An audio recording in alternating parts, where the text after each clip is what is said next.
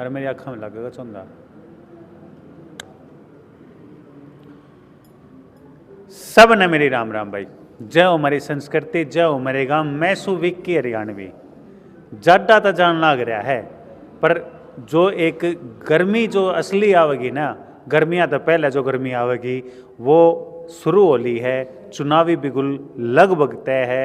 अंदाज़ा लगाया जा रहा है लोकसभा के जो पहला चुनाव होने हैं उस खतरा आचार संहिता फरवरी के लास्ट तक लाग लेगी, और जितने भी राजनीतिक पार्टियां हैं वो अपनी तरफ से यात्राओं का दौर चल रहा है, और लगातार जो है हम तुमने खबर दिखाते रहा वहाँ। आज हमारे गले जो शख्सियत हैं वो किसी इंट्रोडक्शन की मोहताज नहीं। बादली विधानसभा है जो हमारे साथ हैं मास्टर रणबीर गुलिया जी हैं। मास्टर जी राम राम। राम राम जी, आपके सभी दर्शकों को मेरा हाथ जोड़ के राम राम। मास्टर जी, कल की जो आपकी रैली थी, जो जींद में रैली थी, बहुत बड़ी संख्या में जो लोग पहुंच रहे थे, आपके कार्यकर्ता थे, उसमें कितना मतलब आपकी तरफ से कितना योगदान रहा है, पहले तो मैंने भी पूछूंगा। देखिए, बादली विधानसभा से हजारों की संख्या में साथियों ने सहयोग और योगदान दिया, उस रैली में जाने का काम किया। अरविंद केजरीवाल जी में विश्वास जताने के लिए मैं बादली विधानसभा के सभी साथियों का, पूरी बादली विधानसभा की जनता का आपके माध्यम से बार बार हाथ जोड़ के नमन उनको, और आप उनका बार बार धन्यवाद करता हूँ। कल की रैली की मैं बात करूंगा। कल सुशील गुप्ता जी ने डिक्लेयर कर दिया लगभग कि 90 की 90 सीटों पर आम आदमी पार्टी विधानसभा में उतरेगी। तो क्या आम आदमी पार्टी 90 सीटों के लिए तैयार है? जी बिल्कुल। कल की जो रैली थी, हमने जींद में आम लोगों से भी पूछ के देखा। जींद निवासियों ने ये कहा कि इस तरह की इतनी विशाल रैली जींद में पहले कभी नहीं हुई।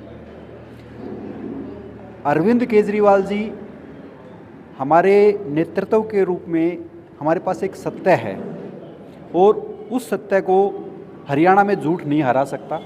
हम 90 की 90 विधानसभा पर कल अरविंद केजरीवाल जी ने भी जींद रैली में मंच से ये ऐलान किया है, आम आदमी पार्टी हरियाणा में 90 की 90 विधानसभा पर चुनाव लड़ेगी। और हमें पूर्ण विश्वास है कि हमें अपने नेतृत्व पर विश्वास है, अरविंद केजरीवाल जी पर विश्वास है, उनके सत्य पर, उनकी शिक्षा पर, उनकी समझदारी पर और उनकी सहनशीलता और संयम पर विश्वास है। और हरियाणा की जनता को भी उन पर विश्वास हो चुका है, क्योंकि वो हरियाणा के लाल हैं, इसी माटी से जन्मे हैं, उनको हरियाणा के आम आदमी की चिंता है। और उसी विश्वास पर हमें जनता से जो कल एक सैलाब जो वहाँ उड़ाना, उससे हमें पूर्ण उम्मीद हो गई है कल की रैली के बाद कि हरियाणा में दिल्ली और पंजाब की तरह ज़बरदस्त झाड़ू चलेगा।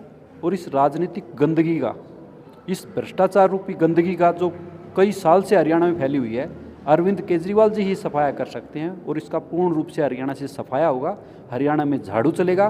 पूर्ण बहुमत की आम आदमी पार्टी की सरकार हरियाणा में 2024 में बनने जा रही है, मैं आपको आश्वस्त करता हूँ। गुलिया साहब, एक बात मैं जरूर कहना चाहूँगा। जो जो चुनाव नज़दीक आने लग रहे हैं, दो डिपार्टमेंट बड़े सक्रिय होने लग रहे हैं। एक तो चुनाव आयोग, दूसरा ईडी।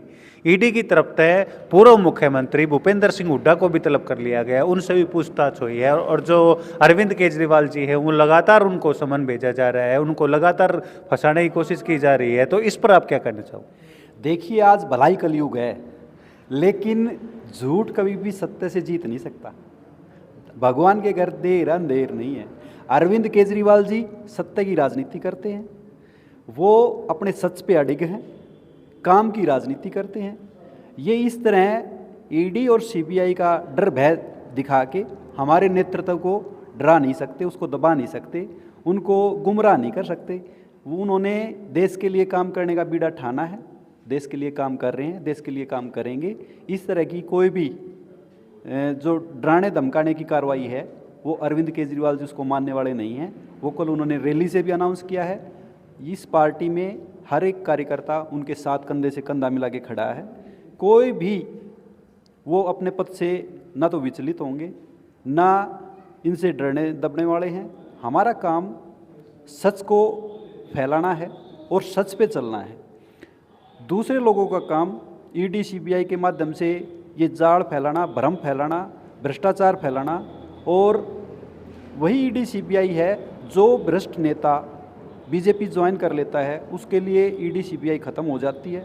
और जो ईमानदार नेता है, उसके घर ईडी सीबीआई भेज के, कल अरविंद केजरीवाल जी ने भी डिटेल में बताया था, उनको परेशान किया जाता है। हम जनता के सुख के लिए, उनके अच्छाई भलाई के लिए अरविंद केजरीवाल जी के नेतृत्व में आम आदमी पार्टी का हर कार्यकर्ता काम कर रहा था, करेगा और करता रहेगा। कल अरविंद केजरीवाल जी ने जो भाषण दिया था उसमें 5 चीज़ें, मूलभूत 5 चीज़ों के बारे में जिक्र कराया था, जिसमें शिक्षा और जो है स्वास्थ्य के ऊपर बात थी। यदि सरकार वो 5 चीज़ें प्रोवाइड कर देती है तो मैं जो है राजनीति से संन्यास ले लूँगा। इसका मतलब क्या निकाला जाए? इसका मतलब ये निकाला जाए कि ये जो 5 चीज़ें उन्होंने बताई, शिक्षा, स्वास्थ्य, बिजली, रोजगार और महंगाई, आम तौर पे प्रजातंत्र में सरकारें बनाई ही इन कामों के लिए जाती हैं। अगर पहले से चुनी सरकारें ये काम कर देंगी तो अरविंद केजरीवाल जी ने ये कहा है कि फिर मेरे को राजनीति करने की ज़रूरत नहीं है। हम तो जो जिस काम के लिए सरकारें बनाई जाती हैं वो काम करने के लिए राजनीति में आए हैं, और वो तब आए हैं जब ये लोग उस काम को नहीं कर रहे थे। और उसी काम को हमने, इन्हीं 5 कामों को हमने दिल्ली और पंजाब में करके दिखाया है। अगर ये लोग उस काम को कर पाएँ, पूरे देश में कर पाएँ, पूरे देश के युवा को रोज़गार दे दें, पूरे देश के गरीब के बच्चे को शिक्षा दे दें, पूरे देश के गरीब को स्वास्थ्य के प्रति उनको मुफ्त और अच्छा इलाज दे दें, तो ये सब काम होने के बाद, महंगाई को कम कर दें, ये सब काम होने के बाद फिर अरविंद केजरीवाल जी ने बोला कि हमें राजनीति करने की ज़रूरत ही नहीं है, हम इन्हीं का साथ दे देंगे। लेकिन ये काम इन लोगों से नहीं हो पा रहे और नहीं हो पाएंगे। सरकारें बनाई जाती हैं इन्हीं कामों के लिए। सरकारें गुरुद्वारा, मंदिर, मस्जिद बनाने के लिए नहीं बनाई जाती। सरकारें जाति और धर्म के आधार पर एक दूसरे को लड़ाने के लिए नहीं बनाई जाती। सरकारें देश को नीचा दिखाने के लिए, देश को नीचा गिराने के लिए, देश की जनता को आपस में लड़ाने के लिए नहीं बनाई जाती। सरकारें देश का विकास करने के लिए बनाई जाती हैं, देश की आम जनता को सुविधाएं पहुंचाने के लिए बनाई जाती हैं, और वो अरविंद केजरीवाल जी ही कर सकते हैं।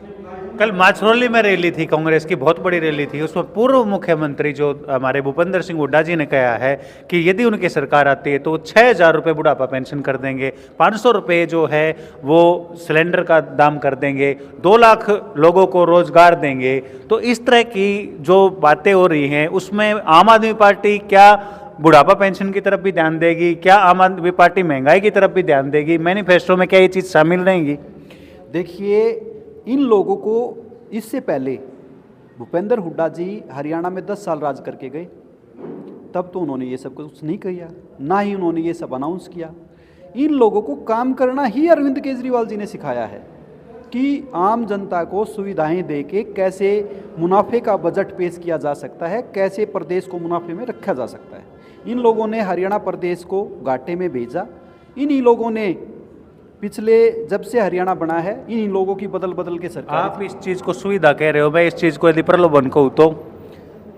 देखिए, एक वही मेरा जवाब वही होगा। एक एमपी एमएलए है, जनता के टैक्स का पैसा है, अगर वो जनता के टैक्स का पैसा वापस पलट के जनता पे लगे, आप क्या चाहते हैं? क्या वो वापस जनता पे लगे, या उसको एक वीआईपी कल्चर के तहत एमपी एमएलए अपने ऊपर ही इस्तेमाल करें और वो भ्रष्टाचार में वो पैसा लगे? अब हमने दिल्ली का उदाहरण आपको दिया है। दिल्ली में अरविंद केजरीवाल जी की 9 साल से सरकार है, लगभग 9 साल से सरकार है। उन्होंने दिल्ली में करके दिखाया। आज दिल्ली का बजट प्लस में है और दिल्ली के आम जन को हर सुविधा मुफ्त में दी जा रही है। और उसी से एक सीख लेके भगवंत मान जी पंजाब में यही सब कर रहे हैं और धीरे धीरे वहाँ भी सब ठीक होता जा रहा है। और यही पैसा, अगर आम जन का पैसा आम जन के पास वापस पलट के जाए, यही तो व्यवस्था, यही तो राम राज्य है। और राम राज्य क्या है कि हर आदमी सुख हो, हर आदमी सुखी हो राम राज्य में। हरियाणा के अंदर बार बार एक आवाज़ उठती जा रही है, लोगों की उम्र कम होने लग रही है। 60 साल के बाद बुढ़ापा पेंशन का करेंगे जब 60 साल तक जीवे नहीं गए, तो नु कह रहे हैं 55 साल की कर दो उम्र। क्या आम आदमी पार्टी इस पे कुछ संज्ञान लेगी? देखिए, बड़े स्तर की बातें हैं, पार्टी लेवल की बातें हैं। अभी कोई मैनिफेस्टो यहाँ पे लागू नहीं हुआ है। आप अपनी तरफ से बात तो रख सकते हो। बिल्कुल हम बात रखेंगे। हमारा तो लक्ष्य ये एक है कि आम जन को सुविधा, ज़्यादा से ज़्यादा सुविधा, और आम जन को सर्वहित सुखाए, सबके हितों की रक्षा हो और सब आदमी सुखी हों। सबको जनता के टैक्स का पैसा वापस पलट के जनता में उनके सुखों के लिए लगे, यही आम आदमी पार्टी का मुख्य लक्ष्य है। मास्टर जी, बादली विधानसभा की तरफ चलते हैं। बादली विधानसभा को लेके आप कितने आश्वस्त हो? मैं तो ये कहूँगा, आज इतने दिन पहले कि मैं 100% आश्वस्त हूँ और थोड़े मार्जिन से नहीं। बादली विधान मैं पहले भी आपको इसी सवाल का जवाब दे चुका हूँ।